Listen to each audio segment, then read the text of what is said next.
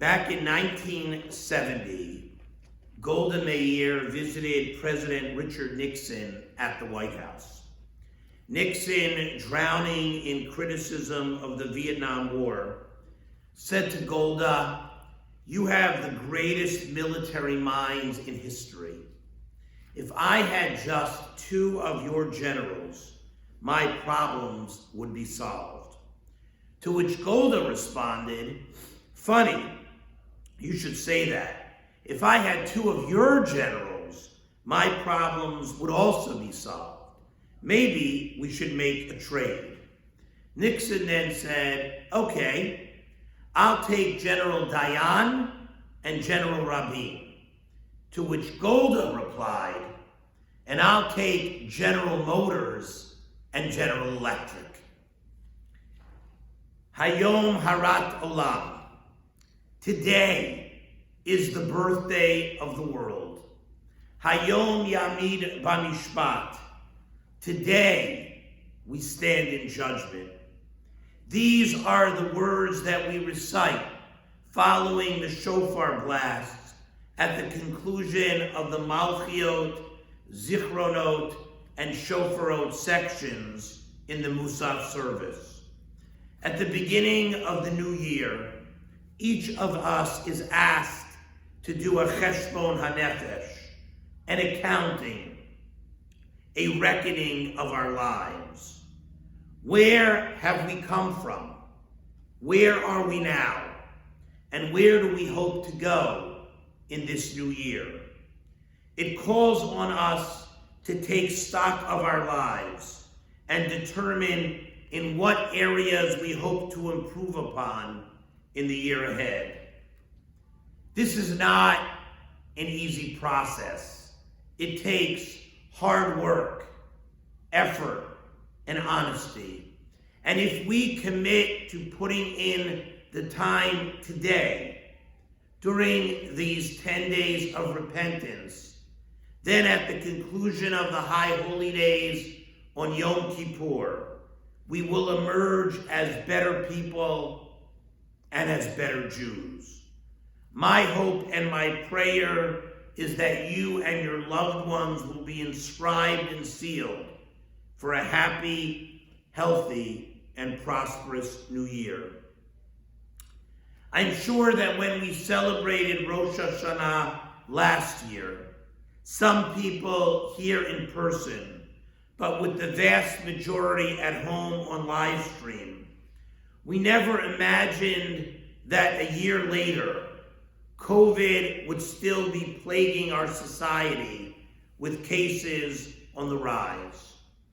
When the Bethel Synagogue Reopening Task Force, made up of Brian Albert, our president, Shari Benson, Skip Berman, our immediate past president, Murray Brenman, Rabbi Nover, Nicola Strauski-Fabish, our Vice President of Administration, and Shari Sabbath, our Executive Vice President and Vice President of Ritual and Education, and me, when we met in June and decided that the high holidays would be able to take place as normal as possible, we in no way believed that we would find ourselves in the position that we are in today. Then on Thursday, August 19th, when our task force met again, circumstances had changed. We made the decision to reinstitute masks to help ensure the safety of all those who walk through Bethel's doors. And because of the spike in cases, more of our members have chosen to remain home and watch our services on our live stream. I know that we are all disappointed, as we had wished for a return to a more normal way of life. Let us hope that our country and our world will emerge from this pandemic soon, and that we will be able to gather in this sanctuary next year in person without masks, and with the numbers to which we are accustomed. As we gather together on this first day of a new year, what wisdom can we glean from COVID-19? My colleague, Rabbi Elliot Cosgrove, Senior Rabbi of Park Avenue Synagogue in New York City, shared 3 things that really resonated with me about what we can take with us going forward from COVID-19. As a side note, my daughter-in-law, Gavi, is serving as the rabbinic intern at Park Avenue Synagogue during her last 2 years of rabbinical school. The first concept that Rabbi Cosgrove suggests we contemplate is appreciation. He writes, quote, "Ideally, it shouldn't take a pandemic to recognize the precariousness of existence and appreciate the blessings of our lives," end quote. It shouldn't have taken a pandemic to realize all of the good that we have in our lives, but it is just a fact of existence that we get so bogged down with our daily routine that we rarely stop to take stock of our blessings. The pandemic forced us to break our regular way of doing things, and therefore gave us a lot of time to reevaluate what is truly important. I saw this a lot with happy life cycle events such as bris, baby naming, b'nai mitzvah, and weddings that have taken place since we first entered quarantine. At first, our focus was on postponing these events because we wanted them to occur in the way to which we had become accustomed. Once we realized that this pandemic would drag on, we came to realize the inherent blessings of these events that actually could be celebrated and enjoyed without the extra pomp that we had come to anticipate. We are realizing that as much as it would be great to celebrate with more people, what is important is being able to mark these joyous milestones in our lives. Our grandson, Shmaya Yair, yes, a grandson, was born on May 29th, and on Saturday, June 5th, we had his bris with just 13 people in attendance, including the mohel. It had never entered my mind that so few people would be at my grandson's bris, as we tend to like to share our family simchas with so many people. Yet the bris was so incredibly meaningful for all of us there. And the same thing can be said about celebrating the Afruf of Yonah and Tamar here on August 21st, as fewer than 100 people joined us as compared to the over 300 at Noam and Gavi's Afruf in 2017. The same will no doubt happen when Yonah and Tamar are married on Sunday, October 10th in Baltimore. It will not be the wedding they anticipated, but Yonah and Tamar know the true blessing is that they have found each other and have agreed to spend the rest of their days together, not to focus just on that one day of celebration. Again and again, we all have heard people share with us about attending celebrations that ended up being smaller and different than originally planned. the meaning of the actual occasion, the bris, the baby naming, the b'nai mitzvah, the wedding, has become what we appreciate, not the massive parties we had come to expect. And it will be interesting to see where this goes after this pandemic has ended. I've also officiated at countless funerals during the time where people have been able to attend only from afar. Speakers from all over the world have shared beautiful memories of the deceased and have connected virtually in ways I never thought possible. We have learned that people can be comforted and present through a screen. It's about showing up, whether it is in person or virtually. COVID-19 has taught us to think about what really matters to us, what values are truly important in our lives, which we hope to live by even after this pandemic ends. Dr. Richard Carlson, author of the book, Don't Sweat the Small Stuff, and it's all small stuff, he writes, quote, "If you regularly take a minute to check in with yourself, to ask yourself what's really important, you may find that some of the choices you are making are in conflict with your own stated goals." End quote. What a wonderful exercise to add to our morning routine, comparing our day's anticipated activities with our goals and making sure that they are aligned. Appreciation also relates to community. Rabbi Kornsgold teaches us, quote, "We have been reminded of the importance of community, both because we have missed it desperately and because it has been our lifeline when done virtually," end quote. At Bethel, we have worked hard to continue our services in person and virtually, and to continue our programs virtually.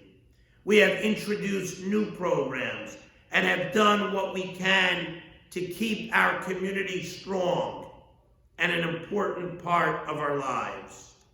Some people have told me that their connection to Bethel is what kept them sane during this time. I do yearn for the day when this sanctuary can be filled to capacity in person, but we now know that our community means so much more than that. The second notion that Rabbi Kornsgold shares is attention. He writes, quote, "All of us, in ways we may not have done before, are paying attention to the cracks in our society," end quote. Before the pandemic, many of us were aware of disparities in our society, and in fact, would have said that these challenges needed to be addressed. However, the pandemic has brought these inequalities to the forefront. The educational disparities which exist in our country were well known, but the pandemic has highlighted those differences. Some children will probably never recover from the education they lost during this time. We may not even see the effects of this gap until the children are much older. We have watched so many women who have had to leave their jobs to care for their children, diminishing their professional potential, as well as bringing down the family income. This should encourage us to take a deep dive into what obligations a society has to provide appropriate child care. And what about food insecurity? The number of people in this area alone who are in need of food is mind-boggling. Each time I speak with Michelle Nappel, the Executive Director of Jewish Family and Children's Service, she informs me that the needs of our community have gotten worse. The food pantry and food trucks have been extremely busy working to get food into the hands of those in need. How is it possible that so many children in this country go hungry? We need to make fixing this a priority. Each of us can make a difference by taking home the bag at your seat, or if you are at home, a bag from your house, and filling it with unexpired kosher food and bringing it to Beth El up until the time of Kol Nidre services so that the food can be donated to the Yvette Klayman Kosher Food Pantry at Jewish Family and Children's Service, or to Rise. We can each do our small part to improve the lives of those in need. And as much as we think that the world is so big, it is in the end not so large. This pandemic has highlighted for us that what happens in one country impacts those from other countries. The pandemic, climate change, refugees, anti-Semitism, racism, and so many other issues are all challenges for all of us throughout the world. We cannot live in our own cocoon again. We are all responsible for one another. The teaching in the Torah, in the book of Leviticus, V'ahavta l'reacha kamocha, love your neighbor as yourself, has taken on a new meaning. Our actions affect not only us, but they impact others. We need to pay attention to the world around us. The third kernel that Rabbi Kornsgold draws our attention to is intention.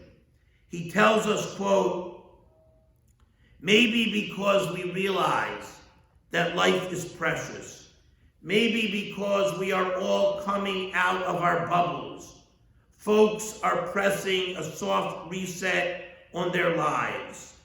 Institutions are rethinking work-life balance, and people are rethinking lifestyle, geography, career, and otherwise, end quote. Rabbi Kornsgold explains, quote, in work, in family, and in community, now is the time to take steps to live with increased intention in a manner that reflects the active effort to make our ideals a reality, end quote. Intention. What we have learned during this period is that going through the motions of our everyday routine and doing things just because that's the way they have always been done is not the best way to live our lives. The pandemic has taught us to step back a bit from the rat race and focus on what is important. Spending an inordinate amount of time getting to work or traveling for meetings was the price that many paid for productive business, or so we thought. But we have learned that many, many things can be accomplished without this time spent in transit. Yes, it's true that sometimes gathering with colleagues is important for camaraderie and the sharing of ideas. But we have learned that we gain so much by not trekking all over on a regular basis.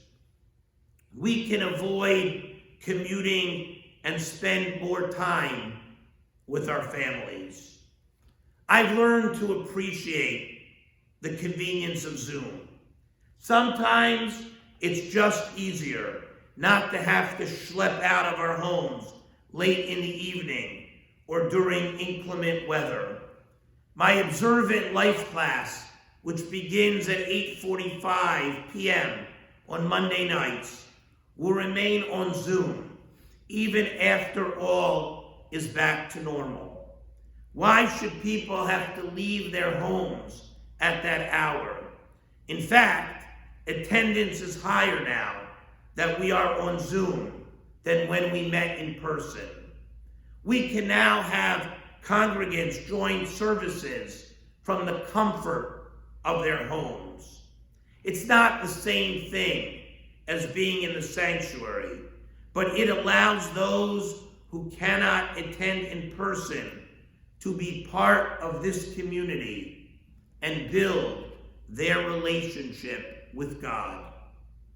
All institutions, including synagogues, need to take a look at themselves and see if the assumptions that have been guiding us still apply, or can we make changes that will ultimately strengthen us.